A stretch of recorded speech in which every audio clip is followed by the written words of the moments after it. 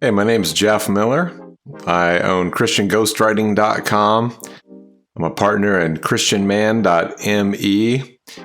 And I want to talk to you today about creativity, and I want to talk about Dave Chappelle. Dave Chappelle is primarily a comedian, but he has to write. And I believe that there are things that writers can learn from Dave Chappelle and his way of going about his art as a comedian. So I've got 7 things that I've noticed and I wanted to share.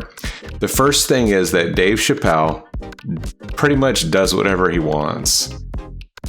I have been in a lot of workshops. I have worked with a lot of different authors. I've written over 100 books and helped many of those people publish their books. The conventional wisdom is you've got to do a lot of market research to find out what the people want to hear so that you can go out and give the people what they want. And I understand this to some degree. And yet, I just know in my gut that this is not the way to go about it. The way to go about it is to look deep within yourself at what you have to say, what you want to say, and don't go about writing from the standpoint of, I want to be able to sell stuff. I mean, it's important. And it's important to the degree that you look at what you're doing and consider if the thing that you want to authentically say could be positioned in a certain way. For instance, somebody really thinks about what kind of description to give these videos so that they get the most impressions, but they're not changing what they're about. They're just saying the particular words that have to be used in order to grab the attention of the algorithm. But say what you got to say, because the world actually needs to know what you authentically need to say. That's one thing. The second thing is that Dave Chappelle tests a lot of his material. So find a way to test out your writing. So maybe before you publish your book, maybe write a bunch of articles, find a place, find a group, find a community. So what Chappelle will do is he'll drop into comedy clubs and go up and do a set. He'll just say everything, and he'll have all these people behind him, assistants, taking notes about how audiences were reacting. So even though he's authentic in what he's saying, he still wants to know how this stuff is going to play, so that he can know how to say what he's saying in the best possible way to get the laughs, which is what he's in the business of doing. So be authentic, and yet find ways to test your material. No book should go to publishing that you haven't given to 20 people to read. And no idea should go into a book unless you've written some articles about it. You can see just how to say what it is that you have to say in a way that people most understand. The third thing is that we all know Dave Chappelle seems really, really loose. When he's on stage, he seems very, very comfortable. He kind of looks like he's making it up as he's going along, just having a conversation. But the guy practices. He practices and he practices and he practices. Again, he'll drop into those comedy clubs and practice his sets. And so by the time you see the Netflix special, he's said these jokes 300 times. And so you've got to find a way to practice your writing, and you've got to just sit down and write. If you sit down and write, then you're a writer. But practice. For me, it's been built in because I worked my way up as a ghostwriter, writing books for people, and I don't know where I would be as a writer without all that practice. The fourth thing is err on the side of going too far. You think something and it's kind of a radical thing and you're not sure if anybody can handle it, but we don't need anybody else to go out and write the same old stuff that everyone else is saying. Now, there is something to adding your voice to a conversation. There's something to your authentic, unique personality coming out and saying the same things as a lot of other thinkers and writers are saying. It's not that it's totally pointless, but come on, if you've got something new, if you've got something special that you're just afraid, you just don't want to get canceled, or you've got a family member you really, really need to write about, man, that is not your responsibility. If you have a truth to tell and you're not slandering anybody, then err on the side of going too far. If you think what you're saying is a little offensive,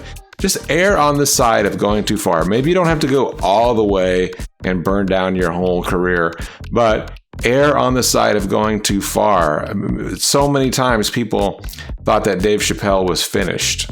He had gone too far. He had said too much, but he keeps coming back. Why? Because we really care about authenticity. We really want the truth. I'm a ghostwriter because I want to see the truth get out. I don't always agree with everybody that I write for, but it's not my book, it's their book. And to me, it's profoundly sacred that if somebody thinks something, they ought to be able to say it. The freedom of speech is so sacred because that's how we compare ideas and that's how we get the truth. It's super important. So err on the side of going too far in what you're writing and what you're saying. Number 5, say what you have to say. And that's kind of similar to what we've been saying. So maybe this is more like 4.5, but say what you have to say. God wouldn't be calling you to write a book if he didn't want you to say what you have to say.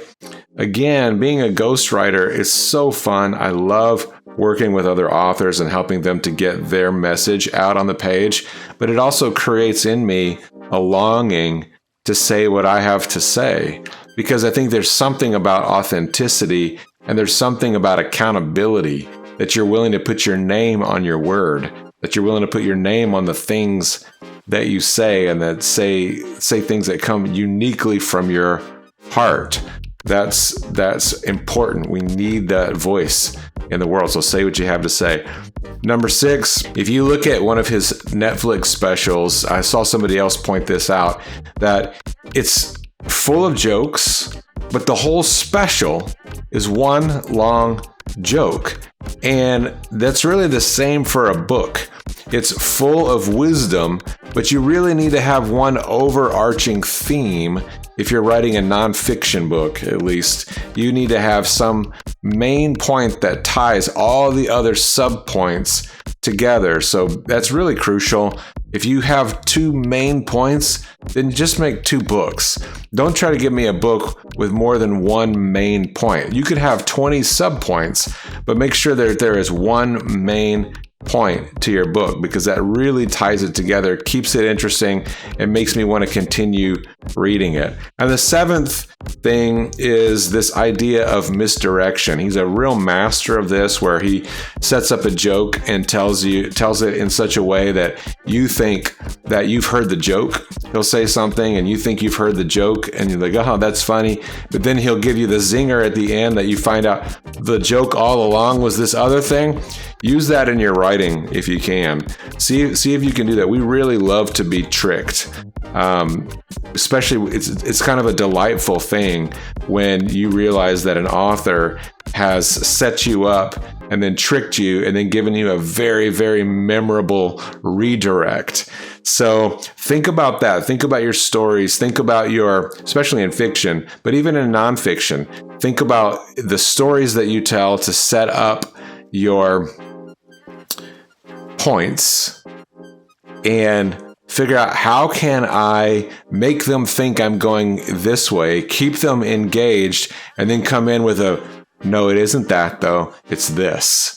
So that's 7 things that Dave Chappelle does that I think that we can do as writers to tap into the same sort of creativity that a guy like he's a genius, no doubt about it. There's nobody like him, but guess what? There's nobody like you either. I hope this has been helpful for you.